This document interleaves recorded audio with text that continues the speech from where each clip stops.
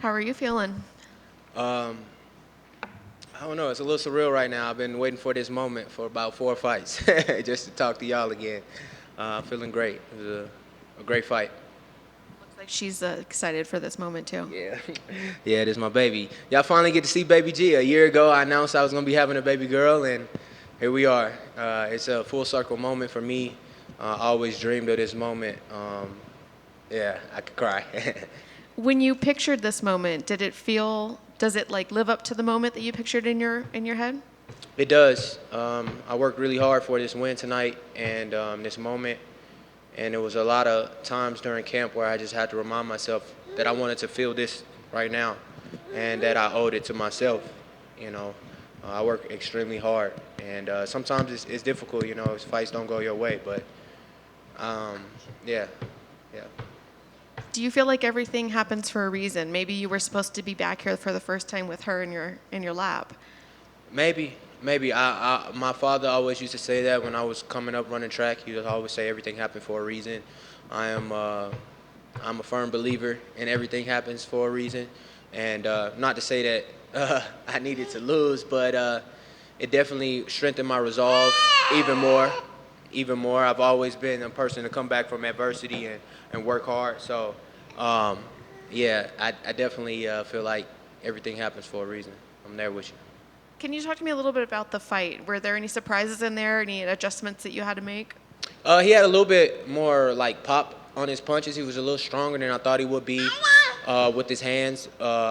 He caught me coming in early, but other than that, nothing else was a surprise. I watched a lot of film, and everything that I worked on, I implemented in the fight, whether it was inside, outside leg kicks, keeping him outside his hip, making sure he wasn't able to land at the end of his punches like early on I didn't do. So and just being active, showcasing that I can wrestle and I can do everything. And for me, that was the biggest thing. Just show the best version of me. And whiskey, India, November, win. That's it. You got to win. When you in there, you got to win every moment. You got to make it so that there's no doubt at the end. There's been moments when we go to those judges like, we don't know what they're gonna do. No, like every moment I needed to win, I felt like I won that fight. What's next for you? When would you like to get back in there? Um, I'll be good in about 5, 6 weeks to fight again. I want to get in the arena.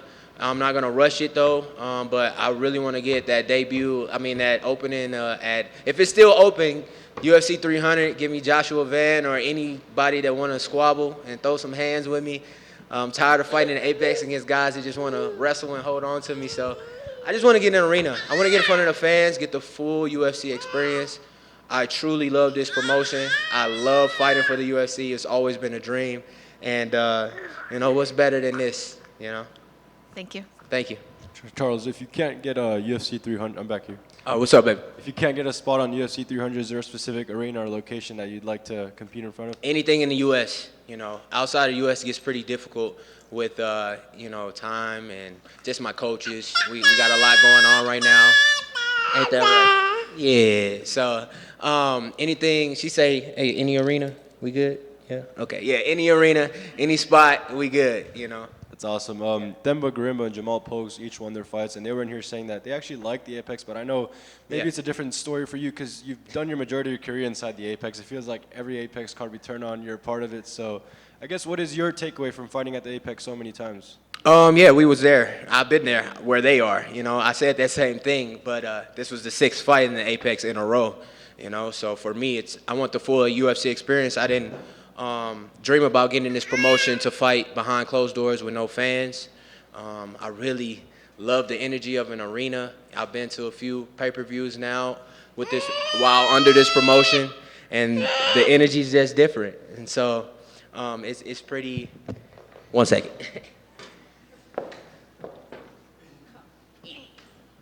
It's pretty different fighting in the arena as opposed to in here. I do like the intimacy, but now it's kind of like, all right, man, let's get to that arena. Let's get in front of the fans and get that exposure. I feel like I have everything that this promotion needs for a champion. I have charisma. I have the heart of a champion. I've been a champion. I understand what it takes to be there.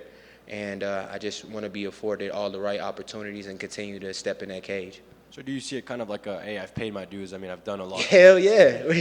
Hell yeah. I've fought 3 undefeated guys. I've had the toughest road so far out of anybody, almost every weight class. You know, I've challenged myself. And you can't say that in any of those fights I just got my ass whooped. I may have lost the competition, but I was always in a fight, you know. So I'm very thankful for my road, but I'm also proud of all the steps I've taken to continue to get better. Obviously, we know you're not as afraid of any challenges. You just mentioned Joshua Vance. So when you mentioned that name, what excites you most about that? It's not really like I'm not like attacking him. It's just like I like how he fights. I really like him like as a fighter, and I like the way he fights.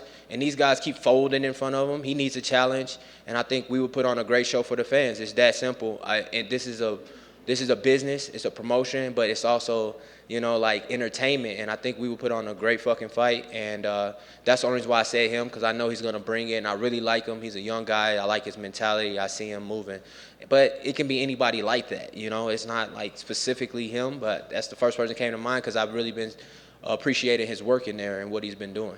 Last one for me. I know your nickname is Energy, but given the run you've been on, do you think maybe a Apex Predator would be more suitable? I actually got a hoodie with that on there, factually. So, yeah, man, got to win a few more before I say that, but I ain't trying to be back in this motherfucker no time soon. Fair enough. Congratulations again. Appreciate it. Charles. What's up, baby? What can you talk about the pressure coming into this fight, right? You were on the first 3-fight losing streak of your career. You had all this chatter, everyone talking shit, and then you go in there and you take this guy's O. Like, how much pressure was on your shoulders this fight? Honestly, only as much as I put on myself. I've learned how to block everyone else out. I knew what I needed to do. When my manager sent me this fight, they asked for January 13th. Because it was supposed to be February 3rd. They asked for January 13th. I said, hell yeah, let's fucking go. It was December, middle of December. I was training. I was like, yeah, let's go. I liked the fight when I saw it. But when they said they were moving back to February 3rd, it gave me even more confidence because I'm like, me with a full gas tank, nobody beats me. If it's not short notice, me able to prepare for a camp and run and do what I need to do. I had the best cut yet. I had the best camp yet. I trained my ass off. I just knew that cardio wouldn't be a factor. When I fought Ode Osborne on 9 days' notice with a sinus infection coming from Thailand and a time difference, he was out here training for 4 months for that fight, living here, and I still pushed him to the brink and felt like I won the fight. And I'm looking at those and I'm trying to learn from my losses because I'm such a fighter. I'm like, let's do it, right? And so I'm just factoring in the time and making sure that I'm doing my self-due diligence before I accept things, but it's hard for me to say no to anybody. How did it feel to take that cat's O? Honestly, bro, it felt good. It was more so about getting the win and being able to still fight in this promotion, hopefully. I hope that I showed enough to the matchmakers and everyone that I deserve to be here and what I'll put forward in every single fight moving forward. And they know that I'm a consummate professional. I'll always make weight, and I'm going to always show up ready to put on a show. Was that the last fight on your contract? That was my last fight on my current contract, so we're hoping that we get a new contract here soon. Love it. Yeah, man. Just congratulations. What's up? Ask me some good questions, baby. You're talking to me all professional. What's up? Say what's on your mind. My boy. No, man, I love this promotion. I appreciate y'all. And it fucking sucks losing and them shuttling you home. You don't talk to nobody. It don't feel like you're fighting in the UFC. It's a very lonely road, and I kept thinking about that leading up to walking out. I was like, these last 3 times, man, I worked my ass off, and then I got shuttled home like I wasn't shit. I don't like that, you know, so those feelings sit with you. And this is the darkest sport when you lose, you know, and it's the greatest sport when you win. And it's so self-fulfilling.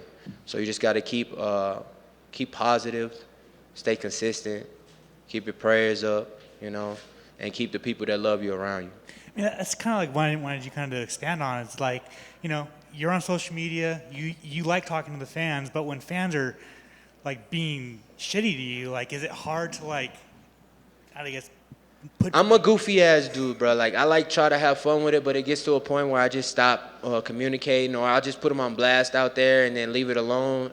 It'll get to you if you let it, but I'm learning to not like interact too much with it. I'm very much a feel person. I can feel it, you know. So, but this one was so familiar from Zalgis.